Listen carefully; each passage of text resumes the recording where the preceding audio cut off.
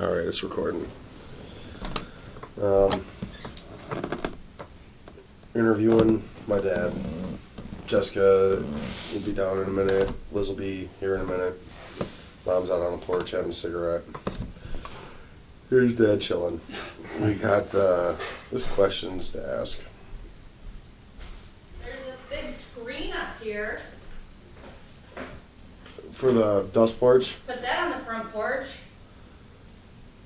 I'm not. Those screens got to go in the attic or somewhere.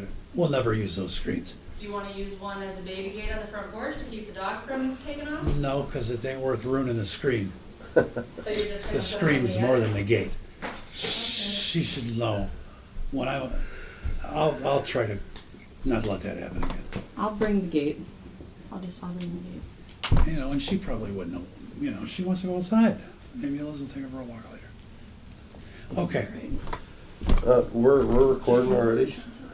Here's We're already going. What for? oh, the you? tripod setup. 50. Oh, I thought I had 10%. You have 52%. We'll go down the list of these because these aren't bad questions. What was your relationship with your father like?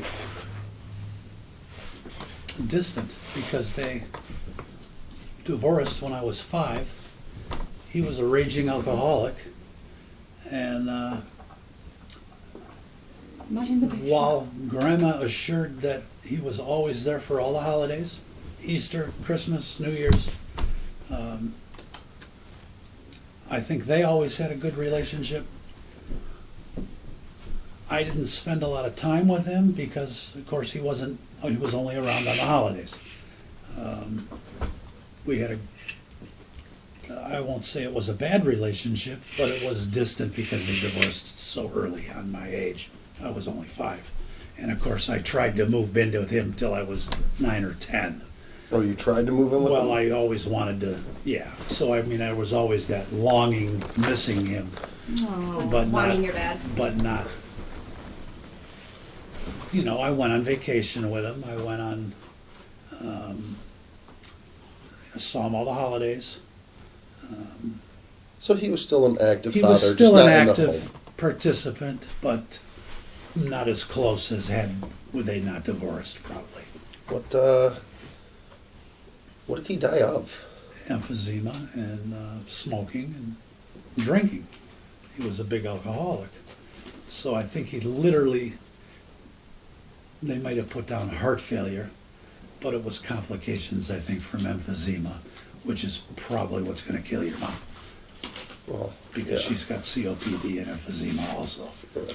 So that's what finally killed him. And he was same kind of situation where he was told, we didn't want I don't think he wanted any heroic measures. Well, I think they shocked him for an hour. And, and Tried to bring him back. Tried to bring him back, and that wasn't necessary. So, matter of fact, I was at the hospital the day he died because I was working with Bernie at that time. And we went to the hospital. I don't think we closed the business. We never closed the shop. I can't remember if we closed it just to go to the hospital. But I know we worked the next day, and never took a day off for the funeral. He was cremated. He's buried in Fraser near 12 or 13 Mile and Garfield or Utica Road, a small cemetery in a relatively residential area. And that's because Elaine found his ashes and put it there? And I don't know about that story. Bernie might have been delayed in picking his ashes up. I don't credit all that to Elaine, but I don't remember specifically. I know he was cremated because of the financials. It was the least expensive way to do the whole thing. And of course, because of his addictions, he owned a bar. What bar? Happy's Bar, and that was on Mac. I can remember Bernie telling me that at that time it was a bad neighborhood, and he can remember somebody actually coming in the bar that had been shot and having a drink. So, and I can remember playing pool at that bar when I was probably 5, because the woman that tended bar for him, her son was Dennis Cole, and Dennis Cole had a spread in Playgirl magazine, and at the time was like a B actor in Hollywood. So I remember that from the bar, and I remember playing pool in the bar on the bar tables and being in the bar at a young age. But Did he have that bar until he died? I think he borrowed that money to buy that bar from Aunt Alice, and I don't think he paid her back. And he drank all the profits. And that caused a lot of trouble in the home, and I think that eventually led to the divorce. He was going to buy the bar on 10 Mile and Harper, called, at that time, I think it was called D. Soppers. And he didn't buy that, and I don't know how he ended up with the one in Detroit, but he ended up buying the bar in Detroit. And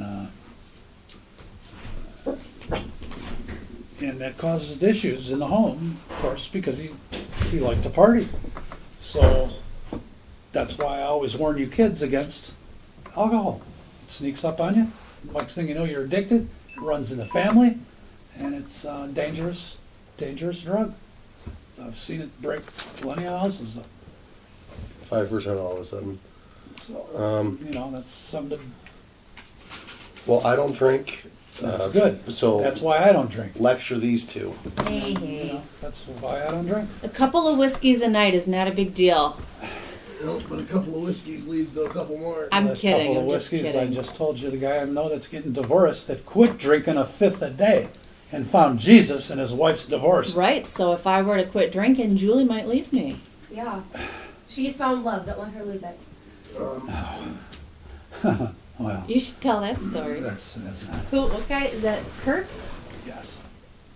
So Yeah. Kirk was an alcoholic and a non-believer, and he found Jesus and he quit drinking, so his wife left him. Yes. Has she flat out said that's why? Yeah. Oh my god. Yeah. So what? Is she an atheist? And She is a Catholic, but she's not familiar enough with all the traditions of the Catholic Church to realize that they're not necessarily all handed down from high. You know what I mean? If you don't understand that literally the water's changing from wine to blood, if you don't literally understand that, or understand that's part of the faith, then you can't. How can you bitch? You don't really know what's happening. You're Catholic in name, but you don't, not in... Embrace. Embody. You don't, if you don't know what it is you're doing when you're in church, and you only go to church once or twice a year, you can't claim to be a staunch Catholic and come out against somebody just because they chose a different Bible than you. so she's just really ignorant and fighting because she doesn't know what else to do. Maybe. All right. Well, let's go with question number 2. There's a couple here that I like, and there's some that don't. Wait, what kind of questions are these? Do you want to send her to my phone because I have a charge? It's from a website called All Swagga. Oh. Okay. All Swagga. What is enter mom? Sorry, mom, cut across the screen there. No big deal. Next would be what's your philosophy on fatherhood? Jeez. Speaking to your young father, son, and your children here. Young father, son. Yes. Spend more time at home and don't work. Okay, get by on 40 hours. If you can get by on 40 hours and you need a little overtime, put it in the bank. I think you need to spend more family time. I know I didn't do it, Do you regret that? but I regret that now. So, yeah, looking back on that wasn't helpful. And all I can tell you is love your kids and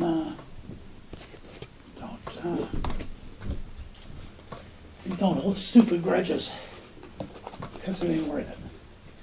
And you never know when something like this is going to happen. It took me by the surprise, that's for sure. But it is going to happen. It's going to happen to everybody. Maybe not Rosalind. But because they are curing everything. You know, there's going to be a lot of shit. I think people are going to live a lot longer. But at that point, you're going to be wanting to work. They ain't going to want to pay your pension till you're 100 either. Yeah. So I think you got to have a good balance, and I think you need to spend fan time with the family. And I don't think I did that as much as I should have. But it's neither here nor there now. I think you've done more than helped all of us along the way, Well. and I know you're definitely in the house enough to be an amazing father figure. You know, I should have been home more.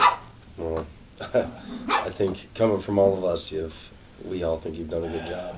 I mean, don't get me wrong. There's been rough patches. There's a couple. And that's why there's I some warn rough everybody patches in about the there. alcohol. But, And about any of it. You know, addiction's serious shit. And you gotta be careful. That's all. It runs in the family. You know, unfortunately, I got tied up in it too a little bit. I'm glad I got out of it when I did. Did that contribute to anything that's happened to me now? It might have. Who knows? You know, I thought that tumor could have been a piece of dope paraphernalia in my lung. And I'm still not sure it isn't. But I guess that next question. Well, I just want to say too, I know you feel like you regret not being home more, and I'm gonna cry. Never But know.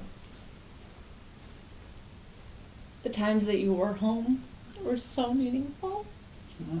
and I value them so much that it's like a sunny day after a rainy day. You forget about the rain, you know? And I've got a lot of really, really good memories of you coming home and smelling like work, and that's the smell of love. Still, the smell of welding is the smell of love, you know, and playing games on the floor and watching baseball with you on the Cheating floor. on Chutes and Ladders. Bringing home little Little trinkets that you welded. little trinket treasure chests and mini hammers. Little puzzles that you'd make. So even if you feel like, you know, Which I still can't figure out that puzzle in there. The heart and The heart. the big difference is that you were an adult, so you had more awareness of time, and we were kids, so we didn't have any real awareness of time, because if we're sitting here looking out the window waiting for you to come home, you came home eventually, even if it was maybe you worked a couple hours more than you should have, you still came home, and who Yes. cares at that point how long you were gone, because Yes. And that's, you got down on the floor and you played with us. and yeah, I tried to do that. But No, I could have did it a lot more. I remember you taking me to play tennis. I remember you taking me to play baseball. I have the I tennis remember. picture. I remember a lot of different things you tried to get me into. Obviously, I didn't get into any of them, but that was my choice. That was me being stubborn. Until you got into football, and then Kicked you me. liked it, and then they kicked you off the team. Yeah, So, you know, that's Johnny Qualls' fault. Have you ever? Question 3: Have you ever quit anything before? It's interesting to ask. Interesting timing with that question. Well, obviously smoking, and I don't know if that means like a bad habit or maybe even something you were striving towards and you quit.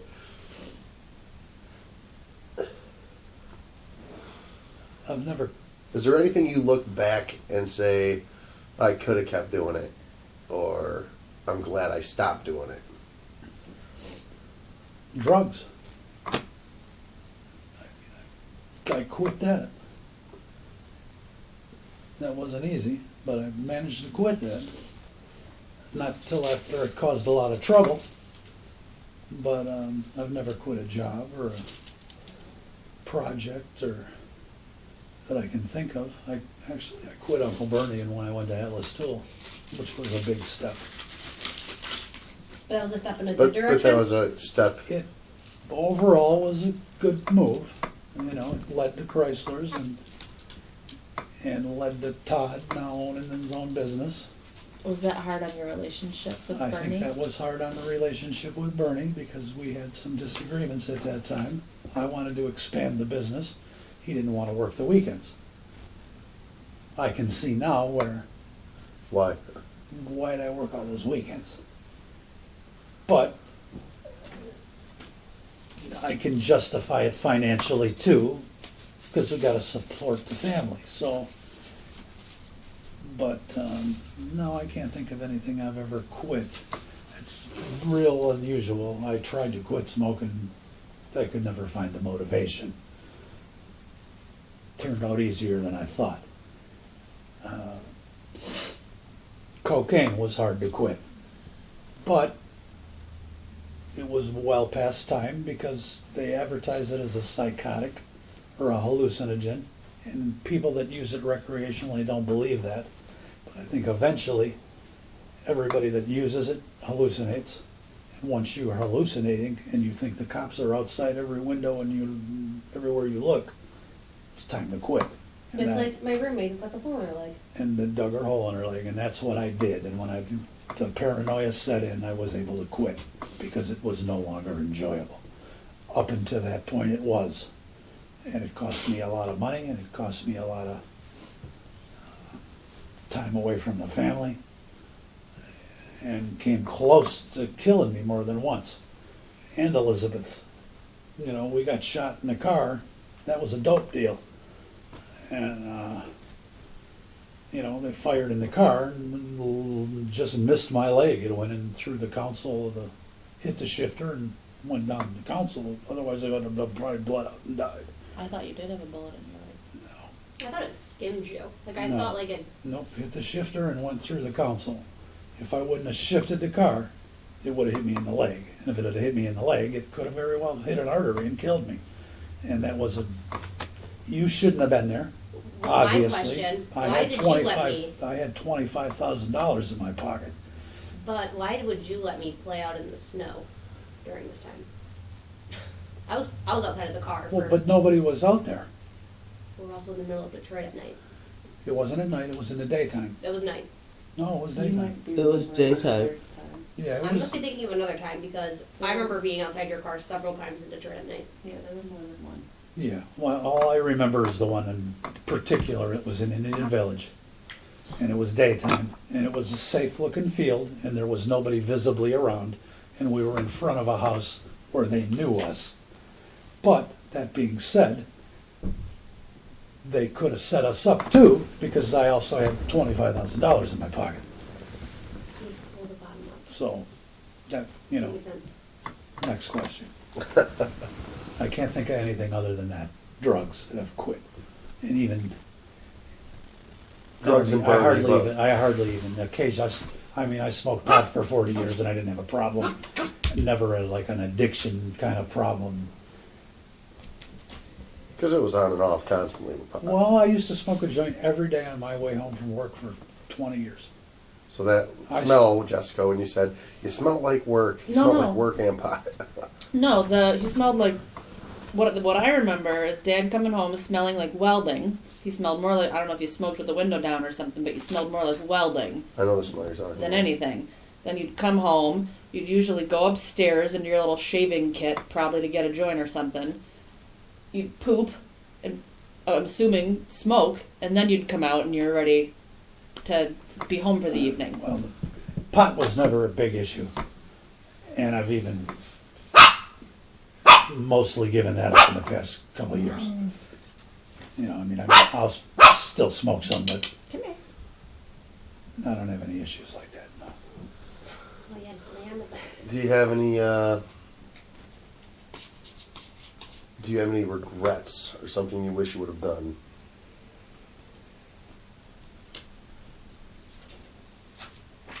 No, None? maybe spend more time at home. Lived another 10 years. What are 3 things in life to never do?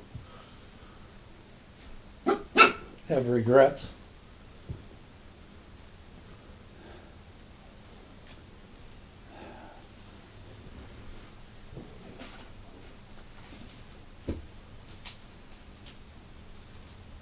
Abuse anybody? Or be narrow-minded. I think you should keep an open mind. I think you need to hear different viewpoints. I don't think you should really have regrets. And I don't think, you don't get a do-over. So you gotta kinda hopefully make it through it and think about the things you do. They all have consequences. And nothing's as important as you think it is when it's happening.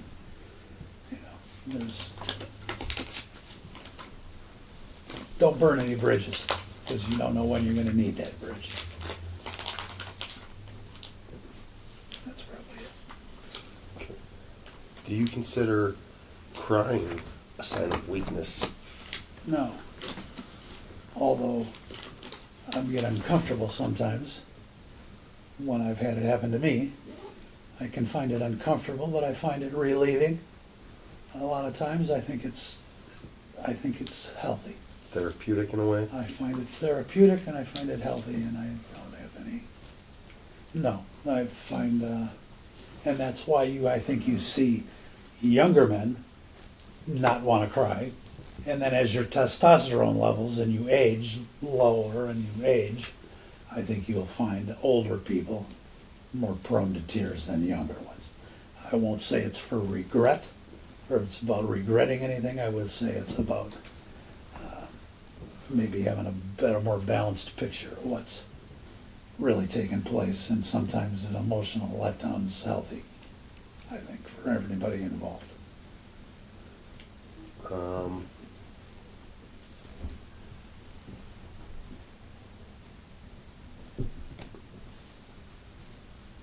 What are you most grateful for? Obviously, it's me. Besides Christopher. um,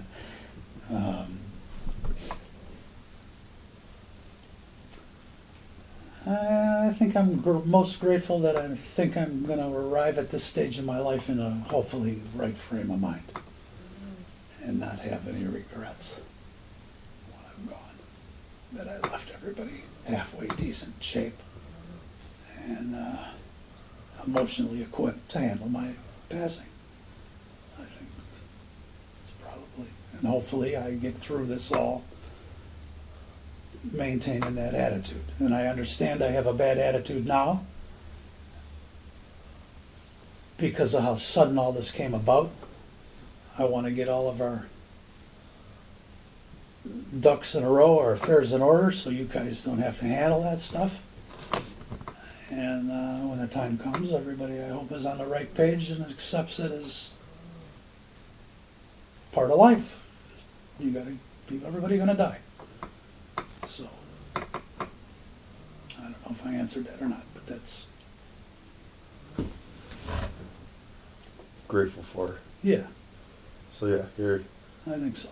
As long as everybody's understands that that's a part of life. And things got to carry on, and hopefully can not burn any bridges with stupid shit in the family. So yeah, that's it. It's just not worth holding grudges over stupid stuff. Tomorrow's another day. Do you consider cooking and cleaning a woman's job? No. No. I'm running a household nowadays. Both, they have to work.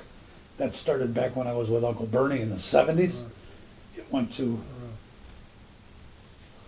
from World War II in the 50s to having a single parent working, a mother at home. And then it went to two parents at home, because now they both had to work because nobody's getting a raise, which you can thank the GOP. And then now it's almost to the point where you need three people working to support a family, because you see all these minimum wage jobs, people got to work 2 and 3 jobs, and they still can't put a roof over their head, and I don't think that's right.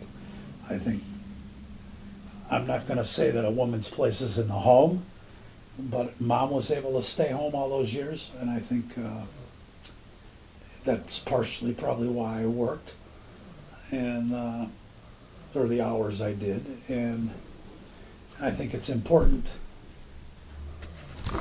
There's somebody to be in the home. I don't think kids should be home alone. I don't think they should be put in front of a TV. I don't think they should go in front of daycare. I understand it's necessary sometimes.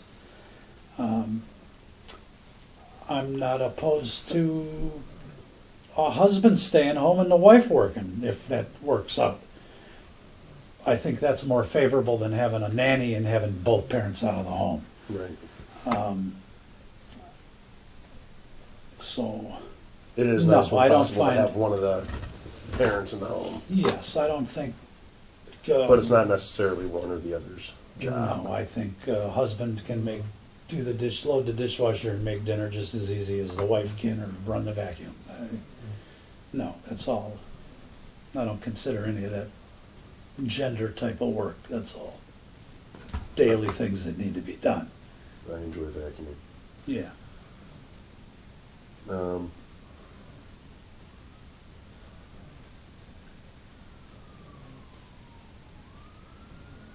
was another one.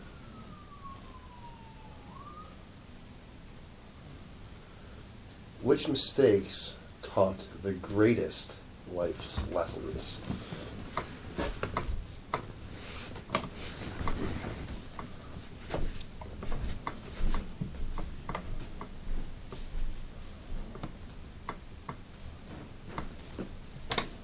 I don't want to bring up drug addiction, but probably drugs. Other than that,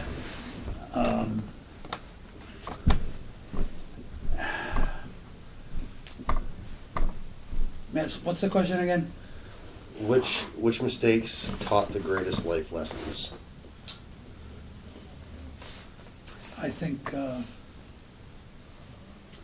which mistakes? Lesson learned the hard way.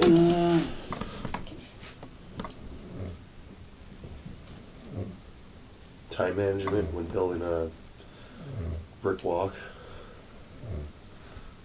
How long did it take that brick walk? That wasn't timed real well in the wintertime. In the floodlights, we used floodlights. I got that done, I think, on like Christmas or January. It was in December. I remember And calling all of us out. Yeah. It was like 3 in the morning. The whole front yard was However- lit with floodlights. You don't remember that? No. Using the hair dryers to Oh, yeah. melt the snow. I consider that perseverance. I don't think that's a regret. The job got started and it got done. And it wasn't timed well, but it's done.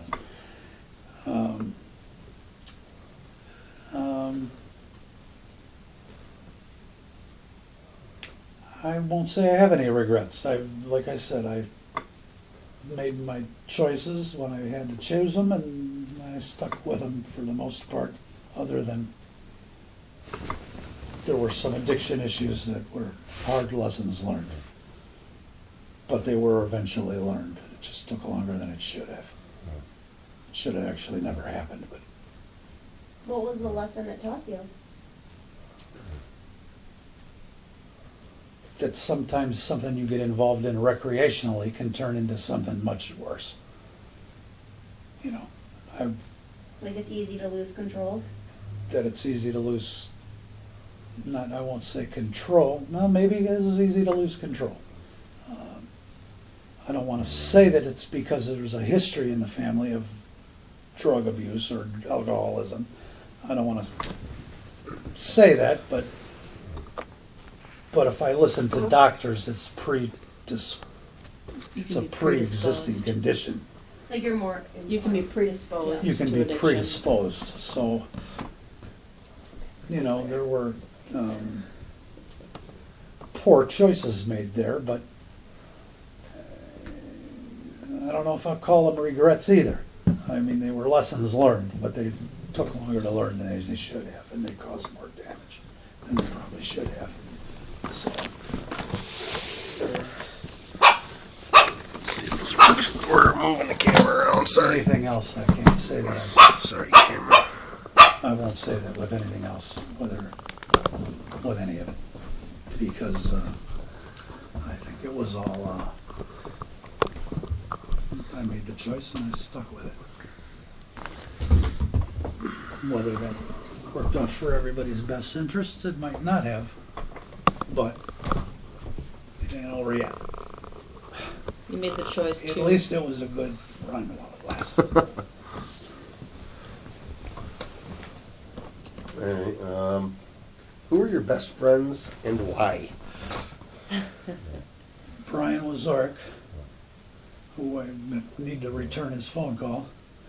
We were real good friends in 8th grade. We both went to St. Isaac's.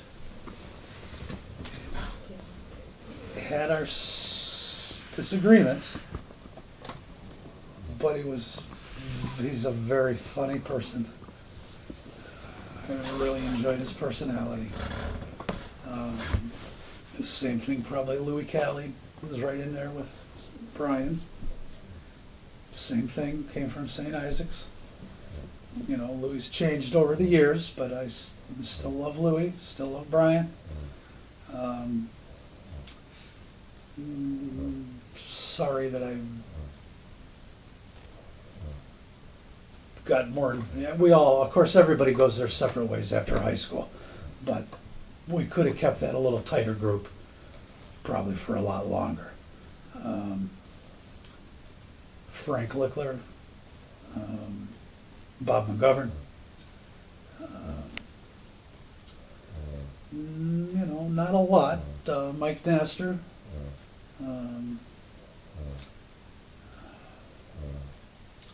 Who did I talk to today? Kirk. Kirk. You know, and I guess it was all things in common, and especially in the case of Brian, was more, I think, or his sense of humor. He's got a real, I don't know, I don't want to say dry sense of humor, but Brian's a pretty funny guy, and I think he probably still is now. Although I haven't seen him for years. Does he live in Michigan? Yeah, and when he moved, he used to live off of 15 Mile. And when he moved, I've never made it out to his new house. And his wife's a mail carrier, and they opened a tour business. Judging by what I saw on his Facebook post, sounded like he worked at Ford, so I'm assuming he probably went into the tour business with his wife and retired.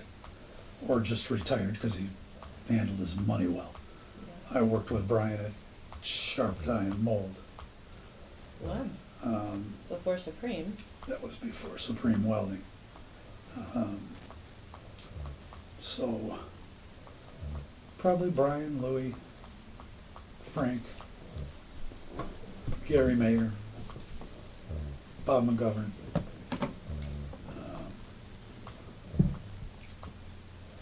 They were probably my main hanging group. Fred Karate. His last name was Karate. He was, I went to De La Salle with him. He got shot at Connor Park Trailer Rental, which we drove by the other day. Somebody came in to rob him while we were in high school, I think. And they had him get on the floor. He gave him the money. They had him get on the floor, and then they put a shotgun to him. They were going to kill him. Oh, God. And they shot him through the shoulder, and it came out under his arm. And then he ended up being a cop in Texas, and he owns an antique shop up north. I haven't seen him in 30 years. So he survived being shot. And That's an survived interesting being life. shot and went on to be a Texas cop, where they shoot cops in Texas. So, yeah. But then he's not, as far as I know now, he owns Antiques. an antique store somewhere up north. And then part of our group at that time too was a guy by the name of Norbert. Again, I haven't seen him in years, but he's also from De La Salle. So that's probably about the extent of it. I'm sure there's more that I'm not thinking of, but 15, 16 years old, those were the 15 to 18. Those were our main group. So next question. How important is personal appearance? I think personal appearance is important. That's why I had him delete those pictures the other day. I think you should dress for the job you want, not the job you got. And I think first impressions are important. And I think if you look like shit the first time you meet somebody, they're going to hold that against you the rest of the time they know you. You know, I mean, we saw somebody at the bank today with a hand stenciled marijuana thing on their arm that was an idiot. That's the dog underneath the couch tearing it up. Sorry, camera, if you're catching all that too, which I know it is. Yeah, there was a guy at the bank today. It looked like Had looked his like a 5-year-old. 5-year-old maybe with a pencil made black letters and spelled out the word marijuana on his forearm. It probably was spelled wrong. Big black letters, and then it was a tattoo. What kind of idiot is that? So I think first impressions are important. I think appearance is part of the first impression. And I think you need to maintain. Puppy. Puppy. I think it's good for yours to keep your attitude. I think it's important. I think all that's important. First impressions, personal appearances, presentability. I think those are all important traits. Yes, I do. Speaking of personal appearance, how would you rank your personal appearance during your year in public school?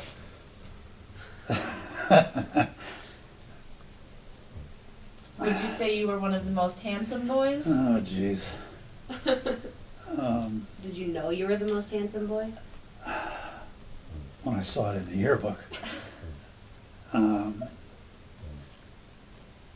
When you put those overalls on that morning, did you know they were going to take your picture? No. Title you the most No, handsome boy? but I wasn't afraid to wear pink or a pair of overalls.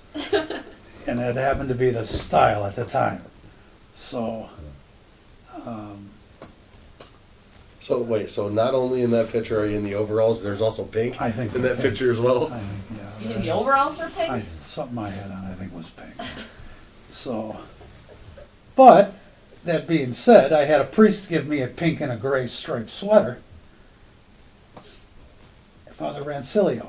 And Was it his mother's? I was never afraid of wearing something that you'll see when you go through my closet. I was never afraid of wearing something that might be a little bit, Forward, fashion forward. yes, You mean that's your closet? I thought that was Mom's closet. the nicer clothes are mine. Yeah, I'm just kidding. And now, speaking of appearance, one more time, how would you rate our appearance in order of best dressed to least? You guys are all doing all right. Chris will probably the least dressed now, Well, although he's trying. At this very point in time, yeah, he's in oranges, I'm sure. This is all pretty Maybe acceptable for what we've had to do all day. I don't like your short. You gotta, that's not the best look for you, but For me? for Jessica with those shorts and that t-shirt. But considering what we've had to do today, this ain't the best look for me either. Yeah, no, I know this isn't. I can both the sporty lesbian. I'm an athlete, remember? It's all on camera, don't worry, Even that isn't- we will edit out none of this. You're not all that acceptable looking today either. But, so out of the Grizz group right here, right now, Tony's probably the most acceptably dressed. All right, we need to pause the camera so we can go change our clothes so that when we talk off camera, we know we're best dressed. Mind you, camera, I am in basketball shorts and like a dress golf shirt. Yeah, so are me and Elizabeth. We're all And, in they're, basketball and Elizabeth shorts. and in all honesty, Elizabeth and Jessica are probably in better shape than Tony. But being that it's a sporty looking look, it's acceptable more on him than it is on them. All right. Even though they're more than physically capable of pulling off a sporty look. It's just been a shitty day. We didn't go to the gym today. All right. Here's one, and it's going to be back with another one that's right on the same level. Why did you marry Mom? Because she was pregnant with your brother. And that's it. That's the truth. Yeah. I knew that. And everybody I knew at Your that whole time, family knows that. and everybody I knew at that time that had gotten married that wasn't pregnant got divorced. Everyone And that married everybody for I knew love. that got married because they felt they needed to was still married 30 and 40 years later. And I made the choice that I was not interested in an abortion. I wasn't interested in giving up Christopher. I wasn't necessarily ready to get married. But in the whole scheme of things, other than, we spent a year at Grandma Sullivan's house, in the whole scheme of things, had we not done that, we probably would have never had you guys, and we would have never lived here, and everything would have been different. So I have no regrets about that. Okay. And I love your mother now, even with her faults. So Would you have married her if she wasn't pregnant? Like, No. I don't think so. Probably not. I don't know. I wasn't. But I wasn't. While I, going back to the yearbook and the year in public school, I'm not, and I don't mean to be, I didn't date a lot when I was in public school, But you had options. but you could have. but I had unlimited options. And however, we became friends from 9th grade to 12th grade. So Well, judging on her story, she said she was going to marry you no matter what. And she did. expressed She that made to that me the happen. first day she met me in 9th grade. 9th grade, she jumped on my back in the hallway and kind of made that, knew that, I think, at that time. However, she was in our group that went out, Brian and everybody, and went out and partied and worked, she worked at the gas, we all worked at the gas station, and we became friends over that 3, 4, 5 year period, and that, I think, caused me to overlook any flaws that I might have seen in earlier on, and led to our relationship, and led to Christopher, and led to where we're at right now, and I don't regret any of that. Okay. And I'm not trying to make you mad at me, but that's what led to our initial. She told me that when I was a teenager. Okay, I've well, known that. with all that being said, then we'll do the second question that follows it up in this whole thing. Why didn't you divorce Mom? Because I made the decision to marry her. And that was something you were gonna forever. Death do you part. That's what the vows say.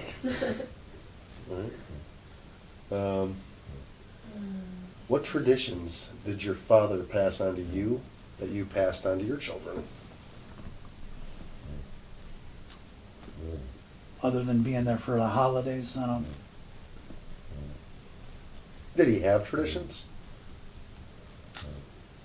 Well, he was there all the holidays. Yeah, I got to give him credit for that. Tried to pass along a little wisdom as far as alcohol and substance abuse. I won't say he passed that on to me, other than by example. But And what about, I remember as a child that all of us always used to do it. I don't think Elizabeth did it so much, but me, Chris, and Jessica always went outside and banged pots and pans. Did he? that's from your mother. That would have nothing to do with my family. That was Like over New Year's? New That Year's. crazy came from Mom. That was from Mom, and Mom's family did that and that's another thing. That's better than shooting a gun. And I'm not against guns, but I don't like you having the key to that gun safe, because I don't trust that couldn't lead to an accident, whether it's from somebody finding it, from somebody stealing it, or from somebody being in the wrong frame of mind and you choosing to use it. But I'm not against them. But I'm very safety oriented when it comes to them, and I don't necessarily think everybody needs one. Everybody should have. We'll just safer place with them. Maybe everybody should have one, but everybody shouldn't have easy access to it, because a lot of times they're used at spur of the moment, and then it's too late.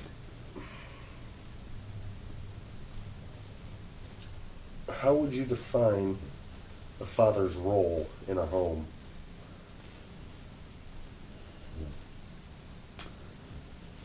I don't think it's a democracy. I think somebody's got to make a final decision. I won't say that that should always necessarily be up to the father, because like I said earlier, you can have a case where you have a stay-at-home father and a working mother, Or two mothers. or two mothers, or two fathers. So, I think trying to keep stability, trying to keep order, trying to make, be an arbiter or make a final decision when somebody has to make a decision and nobody else will do it or step up to it. Somebody's got to do it. And I would have assigned that role traditionally to a father figure, even though times have changed, and I understand that.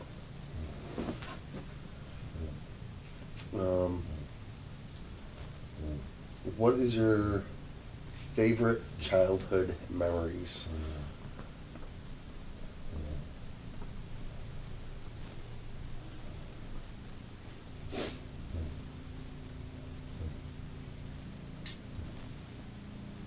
Flying a kite out the window with Bernie.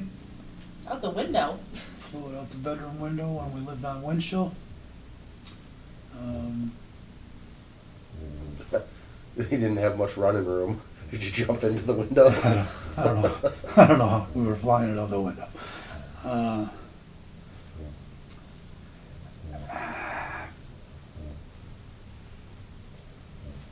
Going on vacation with Grandma to Houghton Lake. Being told I rode the boat 19 miles. I don't know if I did. I enjoyed the paddle boards. I wish I had one now, but I probably drowned. But I think that was good. I liked those paddle boards. I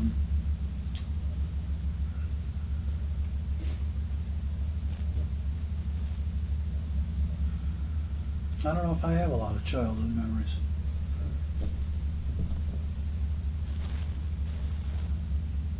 Alright, Yeah. Well, I can't even think even right go now. up to into your 20s. You know, Liz is still a child. She's 21. I was still a child. Getting my 21. first car. What was your first car? First car was a '67 Coronet RT 440, which should have killed me. Didn't kill me. Should have kept it. It'd be worth another 50 grand.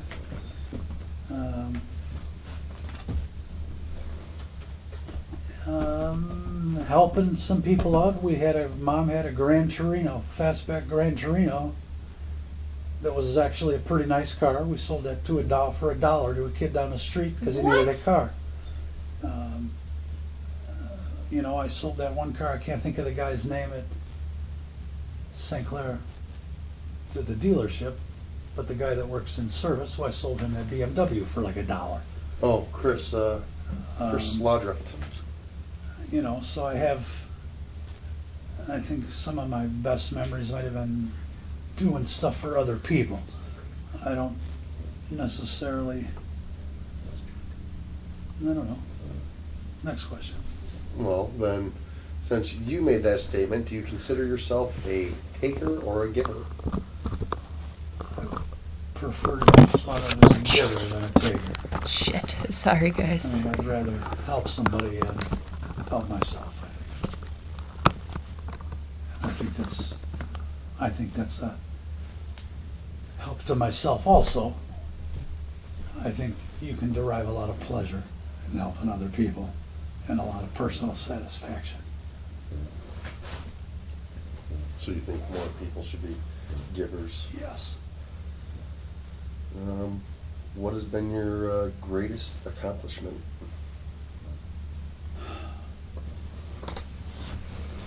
Making it through all this intact. Oh no, Tony. Making it through it all intact. Just so everyone realizes what we got going on here. Sleeping mom, and I'm sitting there. And we have this set up on a book. Making it through all this intact. And I think sticking to some of the decisions I made early on and making it work to the best I could. Crap. Time out. Man, we're still rolling, so there ain't no need to time out. I just hope I turned it the right way. I think I had it set up this way. This is turning a disaster with our little stand here.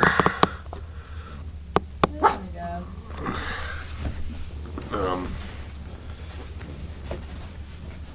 What was that? Greatest accomplishment? How much education is enough? I don't think you can ever get enough education. Well, what if you start memorizing the dictionary? But I don't think you should have to pay for it. I think that all this student debt burden is out of control. I think education should be much more affordable for many more people. And I think the greater percentage of your population that's going to get educated is going to help your overall economy. And all of these budget restraints and cuts to public programs and public colleges and public pensions and knocking the unions, and I find that all offensive. I don't think you can ever have. I think you should continue to, whether it's just reading, maybe the dictionary is a little much, but that being said, having an adequate vocabulary is good enough reason to read the dictionary too. So I think education should be ongoing. I think you should continue to learn all your life because I think it helps grow your personality, and I think it makes you less set in your ways. And I don't think you should get locked into any one particular year of your life so that when you put your new Facebook page on Facebook, you look like you took the picture 30 years ago. I think you have to continue to evolve throughout your life, both intellectually and everything else. I'm 100% behind Advancement. Every which way possible. every which way possible, even if that means, yeah, I think that you should always never be afraid of learning something new. How much money is enough? There's never enough money.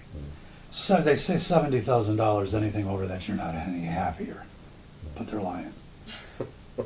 So I don't, although, and I also said that you shouldn't overwork,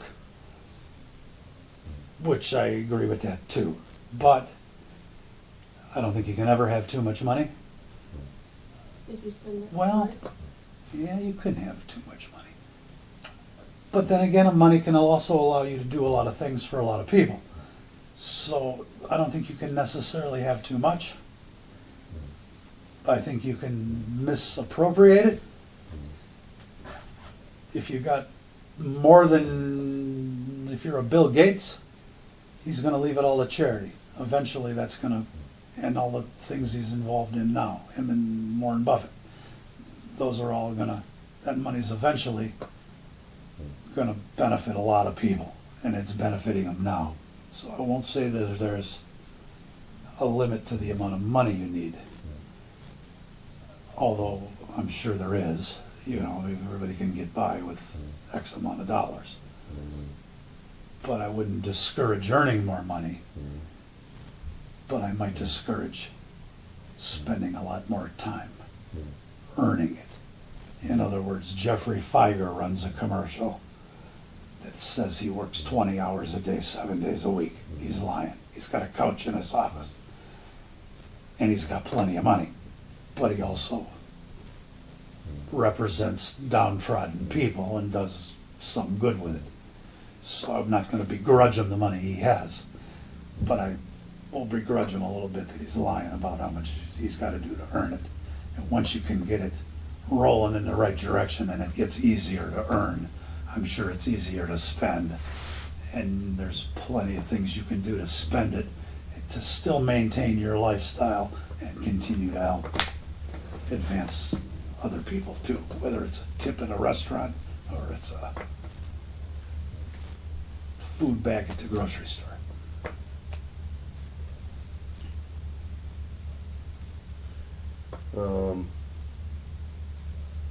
What was more important, being a father or being a husband? Ooh, that's a tough one. Both as important. I don't see a difference. I think they're both as important, because if you're a poor spouse, that's going to set a poor example. So I think they're equally as important. They come hand in hand. Yes. What's your strategy on taking major risks? Not to gamble more than you can afford to lose. You know, you have to weigh the risks you're going to take, so that if it doesn't play out how you expect it to, you don't devastate any other part of your livelihood or economy. You know, it's okay to take a wager. I don't like to wager. I don't gamble. I don't gamble because it's too hard to earn the money, and it's too easy to spend it. I'm not going to go give it to a casino, or I'm not going to waste it. But I can understand, like, for instance, in Elizabeth's 401k, there's a time for taking a little more of a risk, and there's a time for taking a little more of a conservative viewpoint. I kind of, you know, you got to be careful. You got to be careful with credit. You got to be careful that you don't get overextended. I've learned in the past 5 or 10 years that having a 6 months cushion can make all the difference in the world. So instead of having to pull out a credit card, you can write a check. I like to have stuff paid before it's due, because your credit score is so important. However,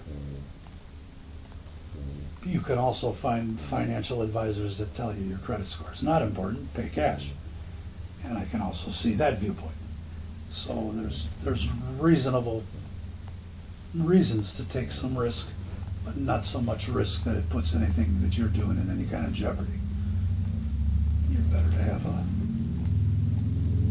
to have a cushion than a credit card bill.